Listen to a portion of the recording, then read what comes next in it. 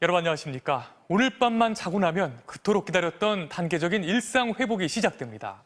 이제 정말 힘들고 길었던 코로나의 터널을 빠져나갈 수 있을지 기대도 되고 걱정도 되는데요.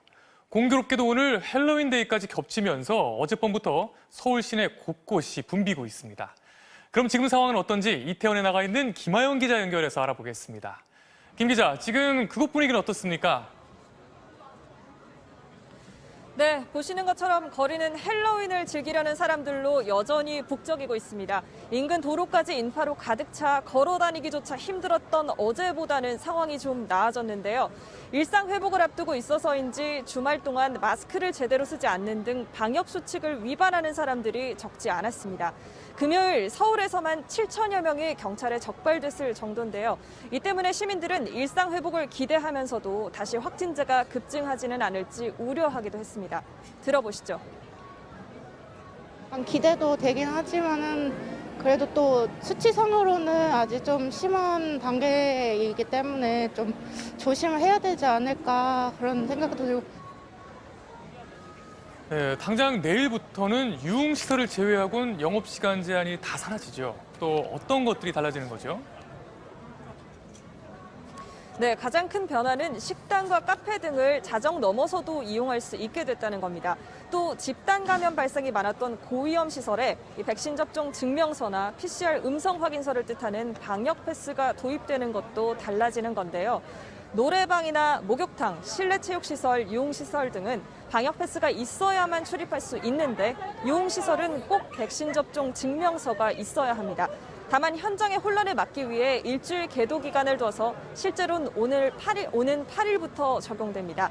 사적 모임은 접종 여부에 관계없이 수도권 10명, 비수도권 12명까지 가질 수 있는데 다만 식당이나 카페에서는 미접종자는 4명까지만 모일 수 있습니다.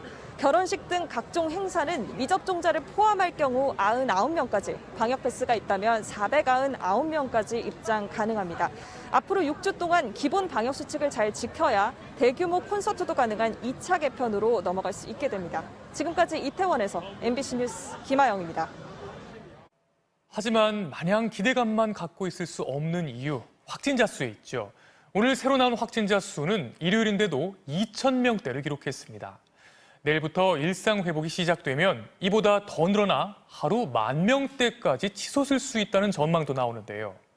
어렵게 되찾은 우리의 일상을 지킬 수 있는 방법, 뭘까요? 박윤수 기자가 취재했습니다. 오늘 코로나19 신규 확진자는 2,061명. 일요일 발표로는 지난 3일 이후 4주 만에 2,000명대를 기록했습니다. 최근 일주일간 평균 확진자는 1,830명으로 직전 주보다 35% 급증했습니다. 내일부터 일상 회복에 들어가면 확진자는 더 늘어날 것으로 예상됩니다. 일상회복 이행에 따른 개인 간 접촉 확대, 연말연시 사적 모임 증가, 그리고 동절기 밀폐 환경 등 감염 위험 요인의 증가도 우려되는 부분입니다. 다만 앞으로 확진자 수보다 더 중요한 건 중환자 관리입니다. 확진자 수가 늘어도 고령자나 기저질환자 등 고위험군이 제때 치료를 받는다면 일상 회복이 가능하기 때문입니다. 10,000명 정도의 수준까지는 충분히 올라갈 수 있다고 보고요. 우리 의료체계나 방역체계가 준비가 되어 있다면 버틸 수가 있는 것이고요. 이를 위해 정부는 1,000여 개인 코로나 중환자 병상을 500개 정도 추가로 확보할 계획입니다. 현재 중환자 병상은 42% 정도 사용되고 있는데 가동률이 75%로 올라가면 일상 회복이 중단되는 비상계획이 발동됩니다. 또 경남 창원 요양병원에서 접종 완료자 133명이 확진되는 등 최근 돌파 감염 사례가 잇따르는 만큼 면역력이 떨어진 고령자들의 추가 접종도 필수적입니다.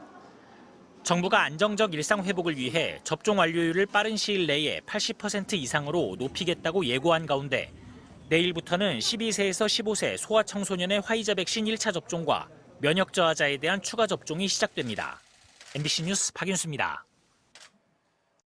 지금부터는 대선을 향해 달려가고 있는 정치권 소식 알아봅니다. 이재명 민주당 대선 후보는 부모가 양육비를 주지 않으면 국가가 대신 지급한 뒤 받아내겠다며 여성과 가족 관련 정책들을 내놓았습니다. 또 집권하면 새 정부 이름을 이재명 정부로 짓고 싶다며 차별화에도 공을 들였습니다. 최경재 기자가 보도합니다. 이재명 후보는 2030 여성 10여 명과 스포츠 넷볼을 함께하며 접촉면 확대를 시도했습니다. 농구와 많이 비슷해 보이지만 상대에 대한 신체 접촉이 금지돼 여성들에게 인기가 많은 종목을 경험하며 정책적으로도 여성을 배려하겠다고 강조했습니다. 여성이라는 측면과 청년이라는 측면이 두 개 겹쳐가지고 사실 매우 엄색한 공간에서 배제되어 있는 측면이 있죠. 정책적 고려를, 배려를 좀 많이 해야 될 것 같다는 생각이 듭니다. SNS엔 양육비 채무를 국가가 해결하겠다는 글을 올려 양육비 이행을 강제하는 통합 시스템을 만들겠다고 밝혔습니다. 또 만약 이런 장치에도 불구하고 양육비 공백이 발생하면 국가가 먼저 지급한 뒤 채무자에게 구상권을 청구하는 법과 제도를 만들겠다고 공약했습니다. 새 정부 이름을 이재명 정부로 하고 싶다는 구상도 공개했습니다. 이 후보는 민주당 정부의 근본은 같지만 시대 상황과 최고 의사 결정권자는 다르다며 부족한 건 채우고 잘못한 건 바꾸고 필요한 건 더하는 한마디로 청출어람 정부를 만들겠다고 강조했습니다. 또 재난지원금과 관련해선 현재 48만 원 정도 지원됐는데 이는 GDP 대비 1.3%에 불과하다며 30에서 50만 원을 더 지급할 수 있도록 당과 협의하겠다고 재확인했습니다. MBC 뉴스 최경재입니다. 국민의힘은 내일 대선 후보를 뽑기 위한 당원 투표를 시작합니다. 투표 시작을 하루 앞두고 후보들 사이에선 신경전이 과열되는 모습이었는데요. 국민의당 안철수 대표가 내일 오전 대선 출마를 예고해 대선 판도의 변화가 예상됩니다. 김민찬 기자의 보도입니다. 마지막 TV 토론을 앞두고 홍준표 후보는 윤석열 후보 견제에 집중했습니다. 의혹의 시한폭탄을 주렁주렁 달고 있는 후보로는 결코 대선 승리를 장담할 수 없습니다. 윤 후보 측이 당원들을 강압하는 투표를 꾸미고 있다고 주장하며 비난의 수위를 더 끌어올렸습니다. 윤석열 후보는 SNS에 20분가량의 영상을 올려 그간의 소회와 함께 지지를 호소했습니다. 말하는 사람의 그 마음보다 그것이 어떻게 국민들에게 들리느냐 하는 걸 더 중시해야 된다는 걸 배웠습니다. 대신 경쟁자인 홍준표 후보 때리기에는 캠프 인사들이 나섰습니다. 오만하고 막만하는 독단적인 후보는 지도자가 될 수 없다부터 민주당 지지자들이 경선 개입을 위해 고른 일회용 후보라고 깎아내렸습니다. 원희룡 후보는 성남시 백현동을 찾아 이재명 때리기에 집중했고 유승민 후보는 이틀째 대구 곳곳을 돌며 홍준표, 윤석열 두 후보를 싸잡아 비판했습니다. 부인과 장모의 온갖 비리 의혹, 막말, 망언에다 기본적인 상식도 없고 정책도 토론도 준비 안 된 후보로는 도저히 국민의힘 후보 경선이 닷새 앞으로 다가온 가운데 국민의당 안철수 대표는 세 번째 대선 출마를 예고했습니다. 내일 국회에서 출마 기자회견이 예정된 가운데 홍준표, 윤석열, 유승민 후보는 일제히 단일화를 추진하겠다고 밝혔습니다. MBC 뉴스 김민찬입니다. 코로나 시대에 극장이나 공연장을 찾아본 지 오래된 분들이 많으시죠. 내일부터 영화, 스포츠, 외식 분야 등의 소비 쿠폰이 발행되는데요. 단계적 일상 회복에 맞춰 활용해 보시면 좋겠습니다.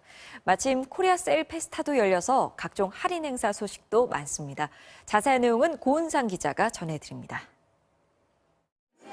내일부터 영화관과 공연장, 숙박업소, 식당 등 9개 분야 오프라인에서 쓸 수 있는 소비 쿠폰 발행이 전면 재개됩니다.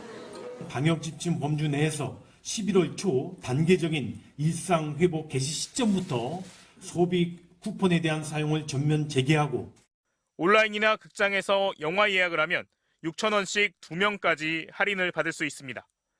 연극과 뮤지컬 등 공연 예매 시 한 사람당 8,000원씩 4명까지, 여행지 숙박업소에 온라인 예약 때 2만 원에서 3만 원을 깎아주는 쿠폰도 나옵니다. 실내 체육시설에서 한 달 8만 원 이상을 쓰면 3만 원을 돌려받는 이른바 1타 3만 체육 쿠폰도 홈페이지에서 신청할 수 있습니다. 전시관과 박물관, 프로스포츠 경기 관람 비용도 할인되고 신용카드로 2만 원 이상의 음식을 3번 먹으면 네 번째에 만 원을 환급받게 됩니다. 다만 국내 여행 예약 선결제 시 40%까지 할인받을 수 있는 여행 쿠폰의 경우 할인 대상 여행 상품 선정 일정 등에 따라 11월 중순부터 시작하기로 했습니다. 현재 남아있는 소비 쿠폰 예산은 약 2,300억 원. 각 분야에 배정된 예산을 다 쓰고 나면 쿠폰 발행은 종료됩니다. 내일부터 2주 동안 정부 차원의 대규모 할인 행사인 코리아 세일 페스타도 시작됩니다. 역대 최대 규모인 2,000개가 넘는 업체들이 할인 판매에 뛰어들었는데 정부는 백화점과 마트, 전통시장 외에도 온라인 쇼핑몰과 라이브 커머스 등을 적극 활용해 온라인 비대면 소비도 끌어올린다는 계획입니다. MBC 뉴스 고은상입니다.